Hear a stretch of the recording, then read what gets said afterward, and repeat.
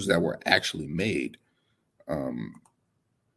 big time moves that are changing the trajectory of a couple of teams here. Houston Rockets were very, very, very, very, very, very busy today, getting Dillon Brooks 4 years, $80 million in a sign and trade. I believe that's going to be executed with Memphis. Dillon Brooks was a question mark in free agency because people were like, we don't know what his value is around the league. We don't know if they're going to be able to build, if he's going to be able to have offers. That's how people thought how bad it was in Memphis last year, especially with the whole LeBron thing, poke the bear, all this stuff going on with Dillon Brooks where he kind of got a bad rap. And I'm like, I'm always going to respect a guy like that just for the simple fact of he's going to compete, wears hard on the sleeve. He's going to go out there and battle. He's not afraid of anything. And did he shoot himself in the foot? Yes, but so what? This is like, I would rather have a guy that's going to compete and battle rather than a guy that's just going to be quiet and keel over, right? So at least he battled. So I'm going to give him the credit for that. The 4 years, $80 million, that's different. I don't think he was in that range. If he's getting that money, and then, of course, I talked to some Celtics people. It's like, what's that? Some Celtics fans, it's like, yo, what's Grant Williams going to get? Is there going to be a team out there that goes and throw a bag at him roughly around that and bring him over? But starting with Dillon Brooks, he fits into that Houston Rockets mold where they're kind of just trying to get veterans around this young core around Jalen Green, Kevin Porter Jr., Jabari Smith, and Sengun. So getting those guys like Fred VanVleet, they added Jeff Green there for 1 year, $6 million. That's a guy that also added. They also added Patty Mills, and there's somebody else I'm forgetting. Jock Landale there is also on that list there at 4 years, $32 million. So they're just trying to get some veterans and some guys that are actually NBA players around this young Houston core. We'll see what happens with that. But Dillon Brooks found a home, found a bag. And, of course, and again, I think people are getting a little crazy with these NBA numbers, and they're like, well, why are these teams doing this?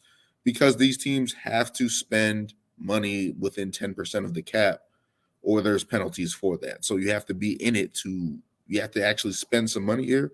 And there's nothing wrong with spending a little overpaying here because they're just trying to build their roster, build their team, and see who they can keep going forward. And actually building a team that's kind of tough, like multiple guys that can switch, multiple guys that can play, shoot the 3-ball, 3-and-D guys, penetration with Jalen Green and Kevin Porter Jr.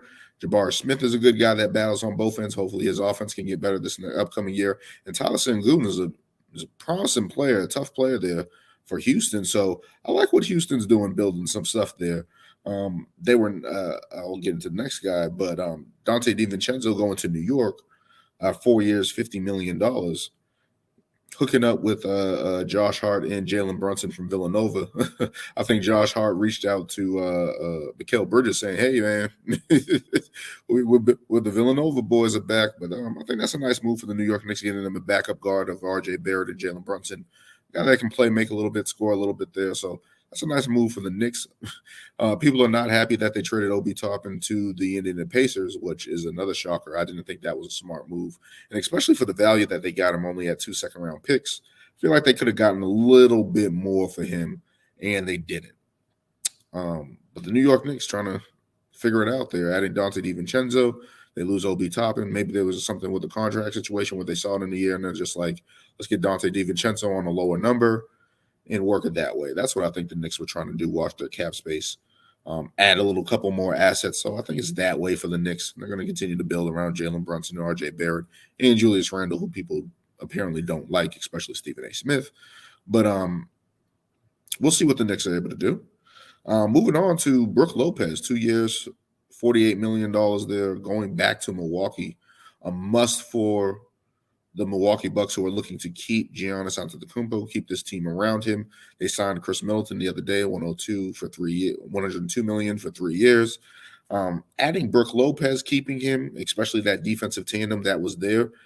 The Milwaukee Bucks probably would have had a better showing in the playoffs if Giannis didn't get hurt. But yeah, I don't see them breaking up that core there just because Giannis got hurt last year. That's a crazy injury there. I don't think you break up that core. I think Brook Lopez was having a little people thought that he was going to go to Houston, which I thought would have been nice there. for Houston, and of course, building what they're trying to build and have a veteran like that and a guy that can spread the floor for those young guys. Being a doll in the room, of course, I thought that would have been a good move for the Houston Rockets, but he's staying in Milwaukee. So continuing to keep that stalwart defense that was there last season, when I think it was best in the league last year. Keeping him, he can still shoot the ball, still spread the floor, open up things for Giannis on the offensive end. So that's good for the Milwaukee Bucks, and especially to keep that core together going forward. George Niang goes to Cleveland, 4 years, $32 million, a shooter. They desperately needed shooting last year, which they did not have. They added Max Strus, George Niang, trying to patchwork a three-point shooting 3-and-D team where Isaac Okoro was struggling with. They lost Kevin Love last year and trying to continue to build there. Russell Westbrook, who I was joking coming to the Celtics. I was joking with some guys. I'm like, yo, he's coming to the Celtics. He's going to be here. Watch. And joking there, that was more wishful thinking because, of course, I am a Russell Westbrook fan, but he stays in California. 2-year, $8 million deal. Good for Russell Westbrook. I feel like that's something that the Clippers needed to do, especially how he played last year, especially towards the end of the season for them.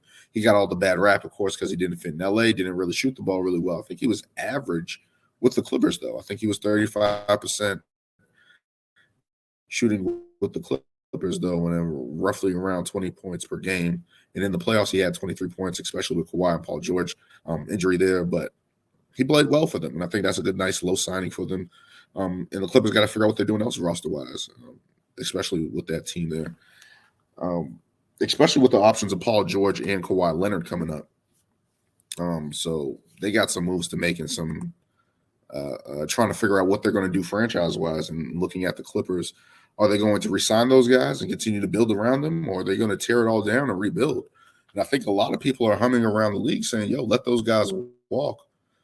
Come player option time. Let those guys walk and figure it out because you're going to have at least all that cap space.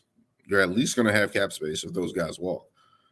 They traded all their picks, of course, in that Paul George deal, or maybe you can do a sign and trade and get some assets back, and I think that's the smarter thing to do. But we'll see what the Clippers are able to do there with that team and going forward. As we continue to move on through free agency, we'll see what happens with the Damian Lillard situation, of course. We'll see what happens with the James Harden situation in Philly.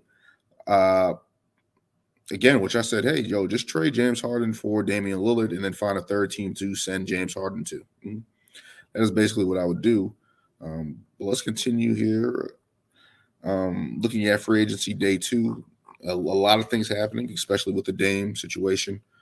And we'll see what happens over the course of free agency here because it's going to continue to get better. There's still a lot of guys out there that I just named: Eric Gordon, Malik Beasley, Will Barton, Christian Wood, who I think should be on a team somewhere. I think he got a bad rap in Dallas a little bit there. We'll see if he's able to find a team. Lonnie Walker, Kendrick Nunn. There's a couple guys here on this list here. Miles Bridges, of course. Terrence Davis has been flirting with Boston a little bit. I wouldn't be mad at that addition there. Justice Winslow, Matisse Thybulle, P.J. Washington. Of course, I talked with the Hornets. Grant Williams is there. So we'll see. There's a couple guys out there.